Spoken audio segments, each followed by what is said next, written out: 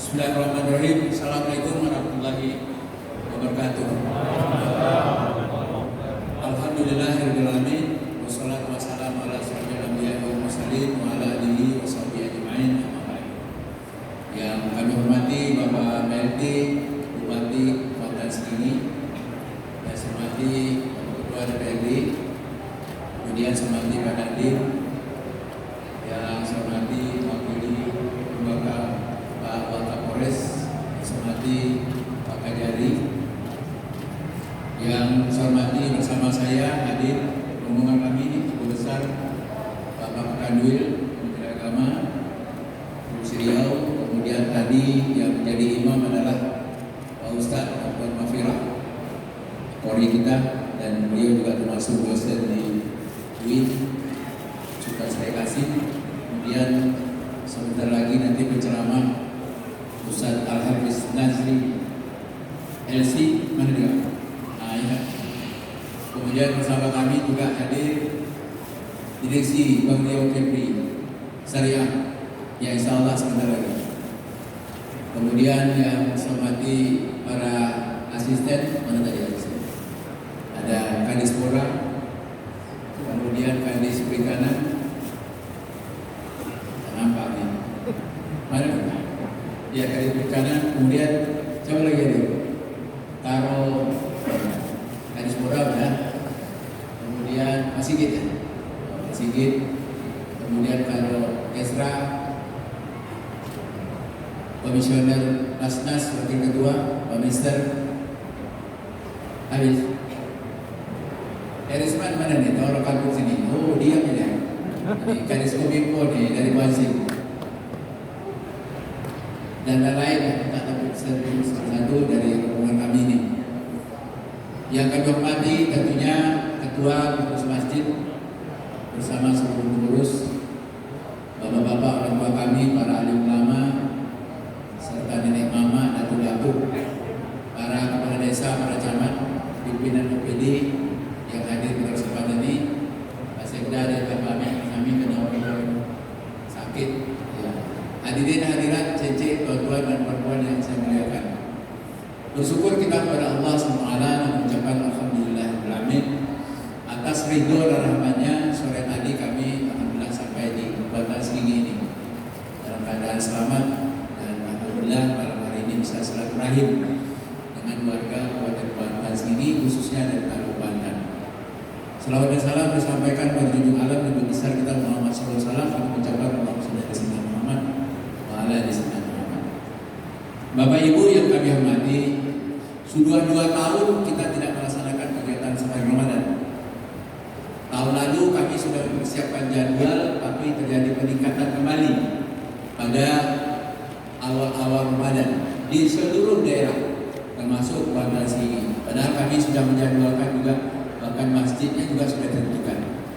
Karena itu kami mohon maaf, karena situasi COVID waktu itu juga tidak memungkinkan. Saya juga telah merencanakan juga kunjungan ke masjid-masjid yang ada di Kota Pekanbaru. Itu pun juga tak memungkinkan. Bahkan waktu itu saya berazam, terutama di dekat rumah saya yang di Pekanbaru itu ada 2 masjid yang tidak jauh, yang itu ganti-gantian kami jadi jemaah di situ. Sudah kami janjikan, itu pun tak bikin.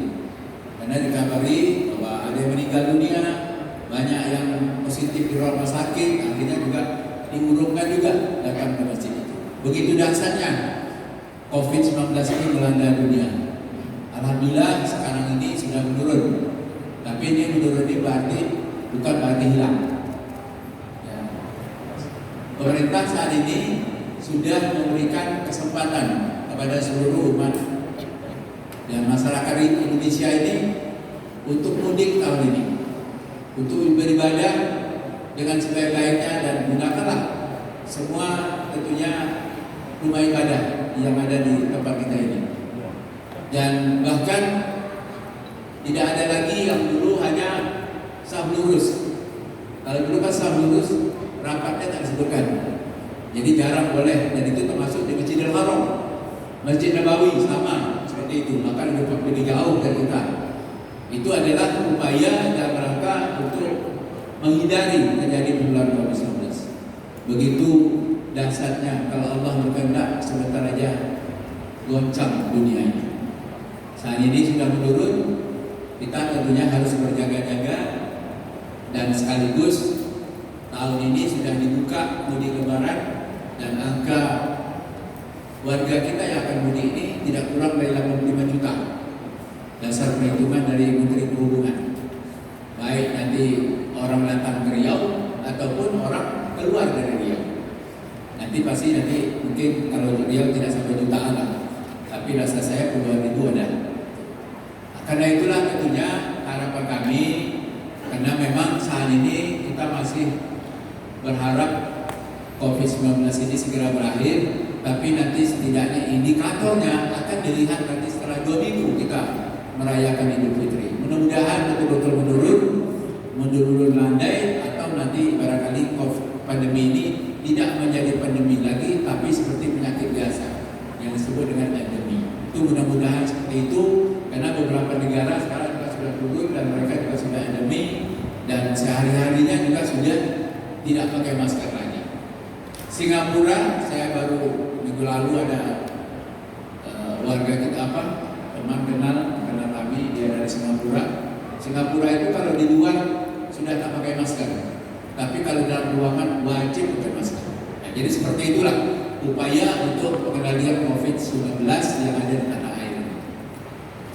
Saat ini tadi sudah disampaikan Pak PMI Bupati, saya tadi meninjau ke sungai. Saya tengok tadi Pak Bupati ini pakai PMI. Kalau PMI itu tentu ada bencana, atau pakai baju Badan Penanggulangan Bencana. Jadi baju yang dipakai kami ini bisa pakai PMI, bisa pakai Badan Penanggulangan Bencana. Kalau begitu pasti ada bencana. Jadi tadi sampaikan, saya baru pulang dari meninjau beberapa desa yang banjir. Saat ini juga kami provinsi bersama kabupaten kota ini juga sudah menetapkan siaga darurat kebakaran hutan dan lahan yang telah kita tetapkan mulai 21 Maret sampai 30 November. Dan kami juga sudah ada penggambaran dari BMKB, kami sudah dari Satgas Provinsi Riau bersama Pembina dari situ, ada Pak Kapolda, ada Pak Danrem, ada Pak Kajati, ada Lanut, ada Telana. Kita sudah sedia juga untuk mengatasi kebakaran hutan dan lahan. Tahun lalu juga seperti itu, tahun 2020 juga seperti itu. Alhamdulillah dapat kita kendalikan sehingga tidak ada lagi bencana asap. Kalau daerah lain biasa-biasa aja, satu aja tugasnya, COVID aja. Kalau kita ini banyak betul. Tapi Allah barangkali masih melindungi lah rakyat Riau ini. Walaupun kita dihantam dengan bencana, mudah-mudahan Allah melindungi dari bencana yang tidak kita harapkan. Amin ya rabbal alamin. Karena itulah tentunya kami harapkan dukungan masyarakat kita semua. Pertama, dukungan doa. Karena segala-galanya Allah yang menentukan. Mudah-mudahan dengan ketetapan Allah, mudah-mudahan dengan bulan suci yang penuh rahmat, penuh maghfirah ini, penuh berkah ini, di antara kita ada yang makbul doanya, terutama menjauhkan bencana dari negeri ini. Amin ya rabbal alamin. Bapak-bapak, ibu-ibu yang saya hormati, saya sampaikan tadi artinya kenapa beberapa yang lalu kita tak dapat turun, karena memang dihadapkan dengan bencana. Alhamdulillah tahun ini memang kami sudah turun di semua daerah. Kami berbagi tugas dengan mewakili. Saya ini tinggal yang terakhir di tugas saya untuk daerah. Ya walaupun masih ada juga daerah minta tangguh gitu. Seperti Rokan Hulu itu dia minta saya datang juga. Saya bilang cari waktulah. Jadi artinya ini wajar saja karena masyarakat dah lama tak silaturahmi, kami juga tak lama silaturahmi ya. Ini melepas rindu sebenarnya kegiatan sembahyang Ramadan ini. Alhamdulillah antusias masyarakat cukup besar dengan kehadiran kami berkunjung ke daerah-daerah, dan sekaligus hari ini juga kami berkunjung ke Kalimantan. Dan insya Allah mungkin mulai pada besok ini kami khususkan lagi di Kota Pekanbaru. Ini sebenarnya kami tinggal di Kota Pekanbaru saja. Jadi kami dulukan di luar Kota Pekanbaru. Hari ini kami sisir lah Kota Pekanbaru ini paling banyak, ya karena memang umatnya banyak. Melalui kesempatan ini kami juga mengucapkan terima kasih atas dukungan dan doa Bapak Ibu sekalian. Tadi saya sampaikan melalui Kepri kita sudah mendekati syariah, insyaallah. Sekarang masih ada proses yaitu pengesahan perubahan anggaran dasar, anggaran rumah tangga daripada Bank Riau Kepri Syariah. Alhamdulillah perkembangan syariah di Riau ini cukup luar biasa. Dari perkembangan bank syariahnya dibandingkan dengan bank syariah yang ada di DKI Jakarta, sekarang kan masih ada bank, ada konvensional, ada syariah. Jakarta juga seperti itu, daerah-daerah lain juga seperti itu, kecuali NTB dengan Aceh sudah murni semuanya syariah. Dalam perkembangan 2001 lalu, alhamdulillah kita lebih bagus, lebih besar dari Bank DKI Jakarta. Padahal umat Jakarta lebih banyak daripada Riau. Ya, umat kita kan cuma 6,5 juta. Orang kaya banyak Jakarta. Lebih banyak Jakarta pada Riau. Tapi antusias rakyat Riau untuk bagaimana memberikan kepercayaan pada Bank Riau Kepri Syariah sangat luar biasa.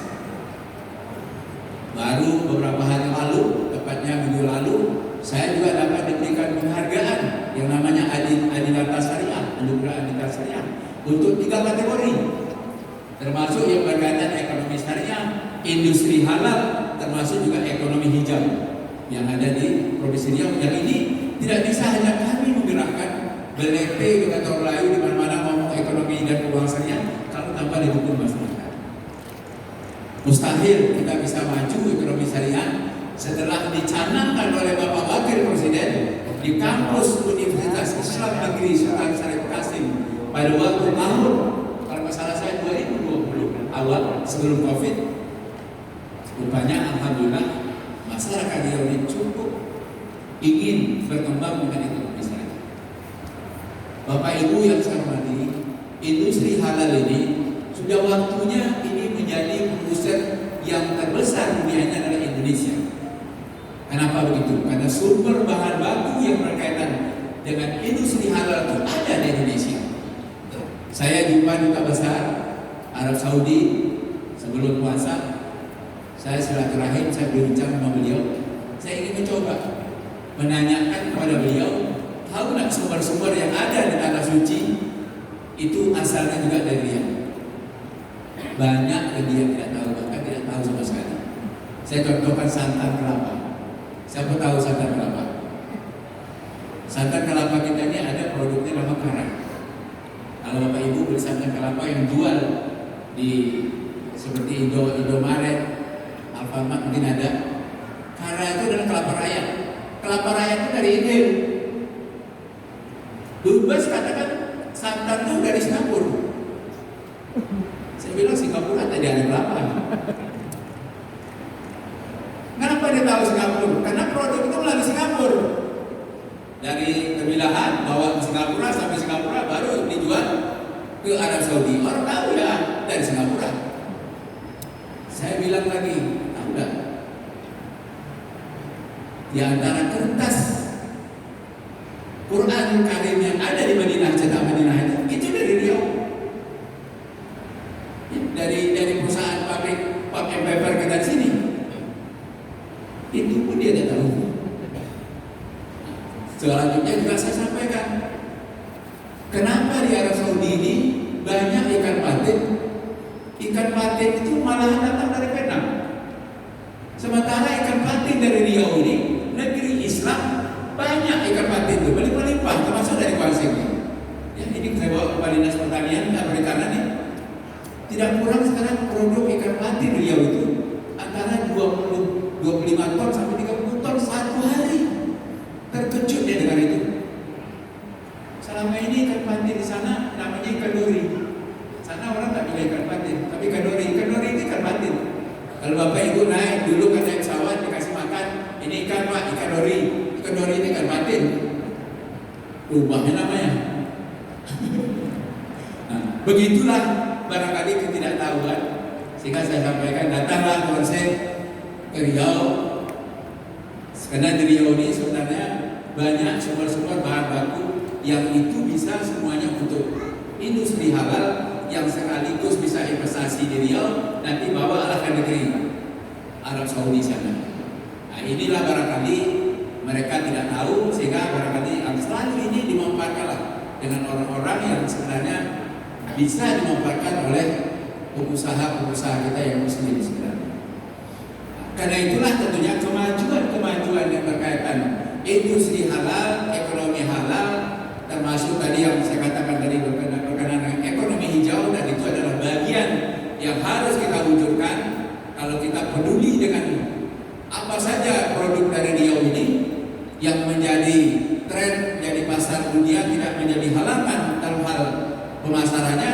Tentunya ini tetap akan kita pertahankan, akan kita perbaiki sehingga nanti ke depan ekonomi syariah ini betul-betul menjadi andal Indonesia. Pada awalnya tahun 2020, untuk diketahui Bapak Ibu nih, pada waktu kami acara di sana, dari Komite Nasional Ekonomi Keuangan Syariah itu menyampaikan, salah satu sekretarisnya, karena Ketua Komite Nasional Ekonomi Keuangan Syariah ini ketuanya adalah presiden, ketua hariannya wakil presiden. Dulu Indonesia ini ranking 4 dunia, sekarang alhamdulillah 2021 ranking 2 dunia. Jadi bukan hal yang mustahil. Suatu saat kalau kita kompak umat Islam ini, insya Allah kita akan menguasai dunia. Produsen kita menjadi produsen yang terbesar yang berkaitan dengan halal ini ke seluruh dunia yang ada di dunia ini. Tapi ini semua tentunya perlu kekompakan kita, karena sumber bahan baku yang ada di Indonesia ini cukup untuk menjadi produsen dunia. Ini adalah kesempatan untuk umat Islam. Mari memanfaatkan nih, bagi yang berduit, tanamkanlah investasi di negeri ini. Saya sekarang ini sudah berkali-kali mencari pengusaha agar mau membangun kawasan ekonomi khusus halal di Riau ini, belum dapat lagi. Mudah-mudahan dari malam hari ini ada minat pengusaha dari Kabupaten ini atau dari Tuan Sing ini.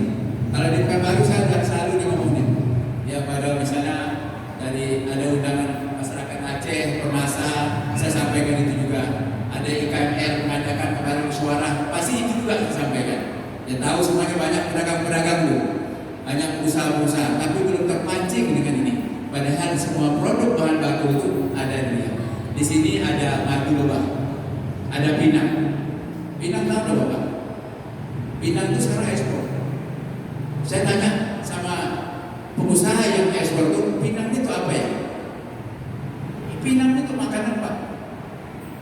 Kalau kita pinang ini untuk kasiring, kalau dia bukan untuk kasiring. Gitu. Jadi saya jual kemana? Pakistan. Negara Muslim punya jual. Ini juga jual ke Arab Saudi. Gaharu juga, madu lebah juga. Jadi hal-hal seperti ini banyak di Riau. Tapi ya tadi itu masih banyak dimanfaatkan orang. Pemasarannya bukan melalui kita sendiri. Nah, karena itulah kenapa saya ingin adanya kawasan ekonomi khusus halal ini, karena di Riau ini belum punya. Saya ada pernah bersama Gubernur Kepri pergi ke Bintan. Itu juga lah, Bang, dia lebih muda dari saya. Bang, ini kawasan ekonomi khusus halal, produk halal. Saya tanya, ini dari mana? Rupanya kelapa ada tempat gitu juga. Jadi kita ini dimainkan orang aja lah. Jadi itu yang saya ingin sebenarnya berikan, suntikanlah motivasi agar kesempatan ini memanfaatkan, tidak orang lain memanfaatkan. Ya, orang lain memanfaatkan. Sayang itu. Masakan macam kawasan ekonomi halal, jalan kawasan ekonomi khusus halal ada di sana, tapi barangnya bahan baku di tempat kita. Besok ada cek lagi satu di tempat kita. Jadi artinya kita ini jadi pedagang aja lah. Pedagang hanya melempar barang aja. Orang yang menikmati kayanya, sementara kita seperti biasa-biasa lah, hanya penjualan receh-recehan aja. Nah inilah kami ingin berikan motivasi ini agar nanti di ke depan kita harapkan mudah-mudahan atas kebersamaan dan kompak kita betul-betul kita bisa memanfaatkan potensi yang ada di seluruh daerah kita ini.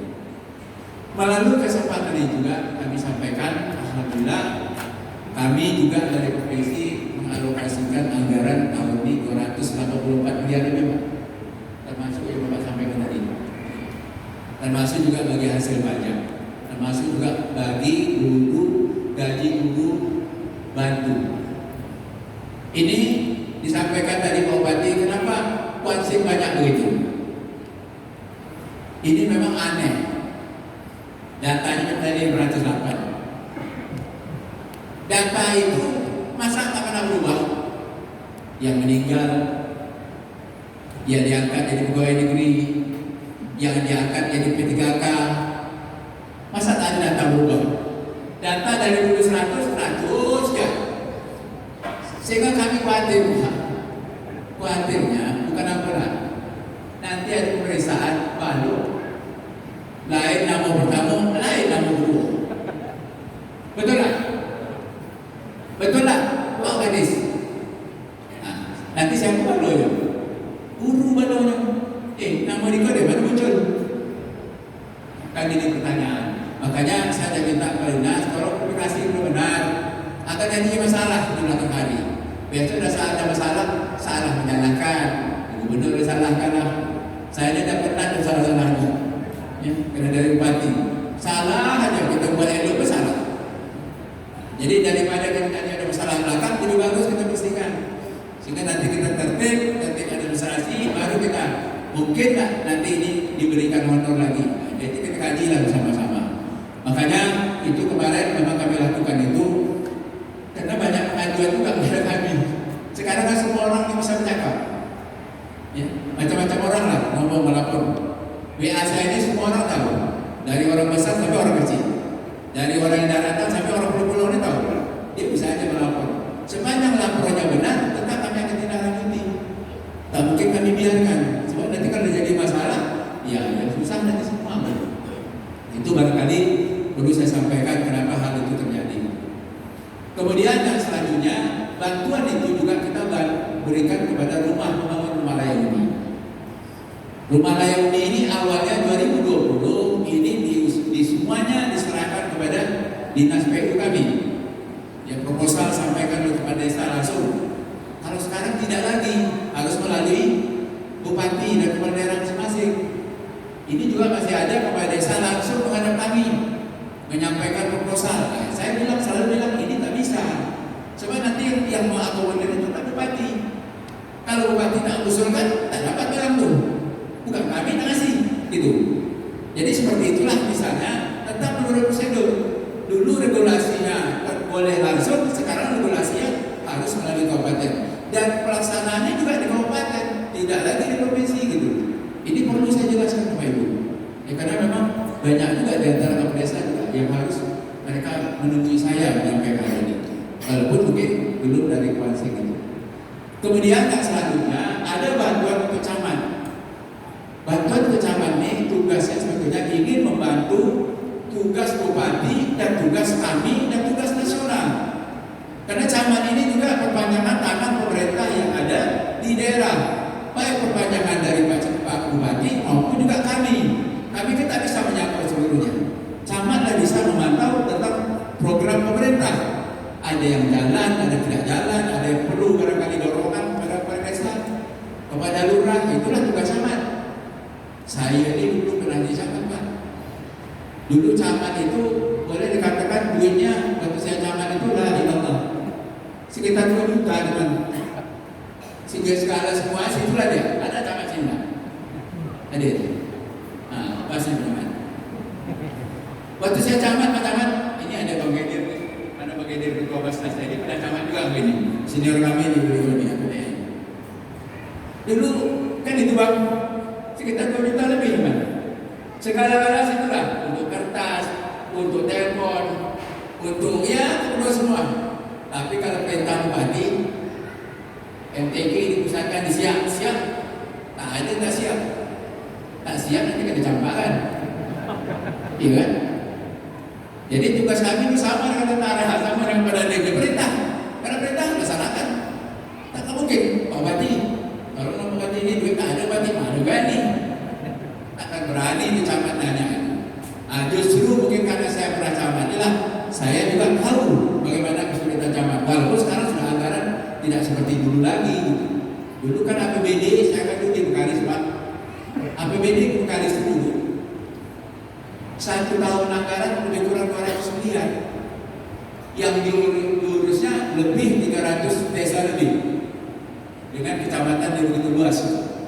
Bayangkan Rohil masuk situ, Dumai masuk situ, Meranti masuk situ, Siak masuk situ. Begitu luas. Macam mana kita tak bisa marah ya. Yang keadaan seperti itu.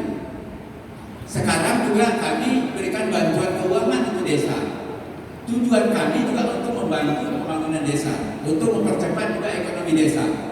Termasuk di dalamnya juga ada anggaran untuk guru mengaji tahfiz Al-Quran. Kami ingin agar melahirkan para hafiz-hafizah. Itu Pak Camat tolong cek. Jangan-jangan nanti tidak ada salahan pula oleh Pak Kades. Padahal kita siapkan itu tujuannya adalah agar nanti banyak anak-anak hafiz-hafizah. Ini tadi Pak Imam kita yang muda ini luar biasa nih. Mana tadi? Nah ini. Kelas berapa ada? Hah? Apa dua dia hafiz? Nasional. Yang Ternate kemarin. Berapa mana? Harapan 2. Habis ini udah berapa? Hafal Quran?